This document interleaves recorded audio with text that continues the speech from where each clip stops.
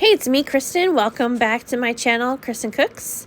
As you can see here, I have a big peach tree in my backyard, and I'm using the peaches off this wonderful tree to make a little summertime dessert. This is the best my peach tree has ever looked. We've gotten so many peaches off this tree this year, and I'm just so excited to make a peach cobbler. So, yeah, let's get going. Let's head into the kitchen. Okay, so I have here some peaches, and I'm just going to start with peeling each peach, getting the fuzzy skin off each peach. Some are easier than others. I felt like I kind of ended up wasting some of the good flesh trying to get the skin off, but it's okay. You just keep going. You keep trying. As you can see, some of them are bruised, but it's all good. They all tasted just wonderful in this peach cobbler. And usually I end up making cobblers usually just in the summertime. I like to use seasonal fruits. On our property also we have a lot of blackberries, so I'll make a blackberry cobbler in the summertime also. But I'm just, now that the skin is off, I'm just going to take the pit out of each peach. That's no good. You don't want to eat that. So I'm just cutting around the pit on each peach. I had quite a few peaches to use in this cobbler. I'd say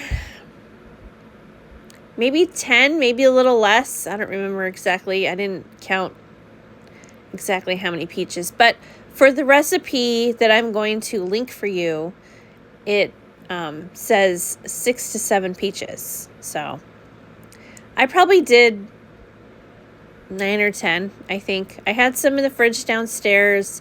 They were going to go bad, so I had to use every peach that I had because I didn't want to throw them out, you know. It's good peaches. So I'm just going to throw all of these peaches into this bowl here. You don't have to worry about how you're cutting them. Just get the pit out and just cut them into chunks. That's all you're doing, okay? You don't have to worry about how even they look. So I'm just throwing them into this bowl. As you can see, some pieces are bigger than others, but it's okay. You're not even going to notice that when you're eating them. All right, this is a messy job, as you can see. Look at all that peach juice. But these were so good. Okay, so I have 1 cup of granulated sugar going into this bowl. Okay. And then I'm going to put in my spices. So I love lots of cinnamon. So I'm just going to put it in until I know it's enough. And then we're going to go with some nutmeg. As I said, though, I'll have the recipe linked in the description, so you can get exact measurements. I added cloves. It wasn't in the recipe, but it's such a warm spice, and it really will add some extra depth of flavor. So I wanted to put in just a little sprinkle. You don't have to, but I did. And we couldn't even pick out and go, oh my God, there's cloves in here. You know, it just all rounded out the flavor. So I'm just stirring the sugar and the spices into the peaches. Don't those look so wonderful and juicy? And they're actually very, very sweet. And as you can see, giving off a lot of liquid. So I'm going to add quite a bit here of cornstarch. This part is optional, but it's just going to help thicken up the juices as it bakes. So you'll end up with kind of more of a syrup than, you know, runny liquid. It will be a nice syrup when you're done. Almost forgot to add the lemon juice. I did probably about a half a lemon right there.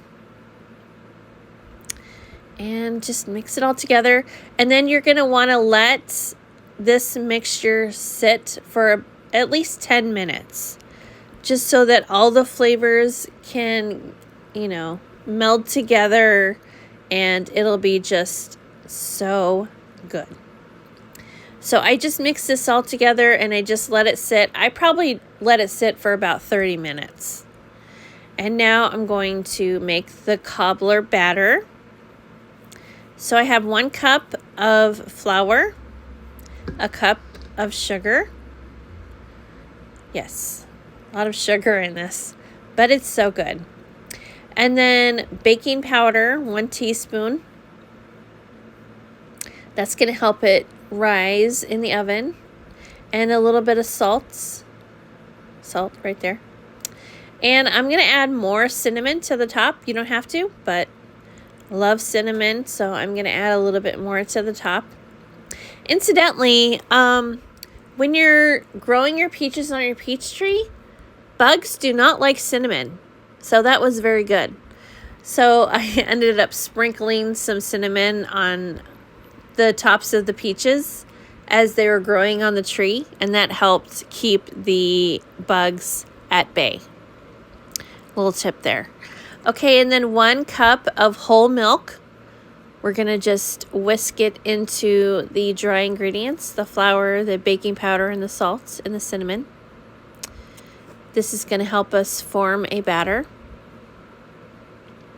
Just like so. And then I also have 1 stick of butter melted. I melted it beforehand and just kind of let it cool on the stovetop until I was ready for it. So you're just going to want to mix the dry into the wet ingredients until you have a nice smooth batter, like so. I did not show you that I put the stick of butter in there, but I promise you it's in there. 1 stick of melted butter. So you're just going to pour the batter into a 9x13 baking dish. I sprayed it with nonstick spray. And then on top of the batter, you're going to put your peaches.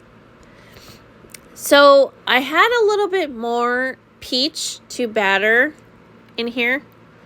So the batter didn't make it all around all of the peaches because I had more than I needed.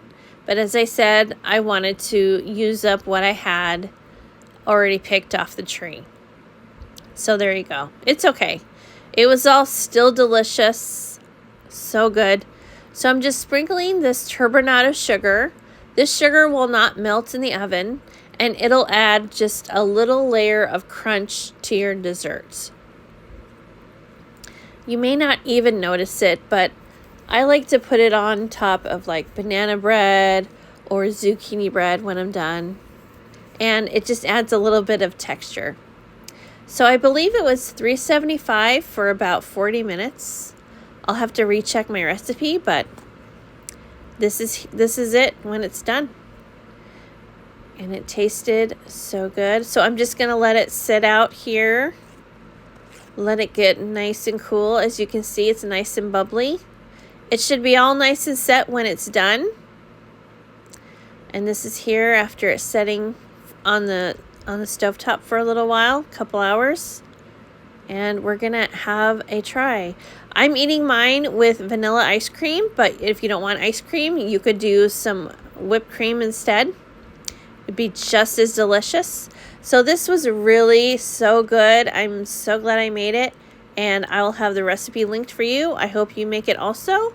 And I'll see you in the next one. Bye.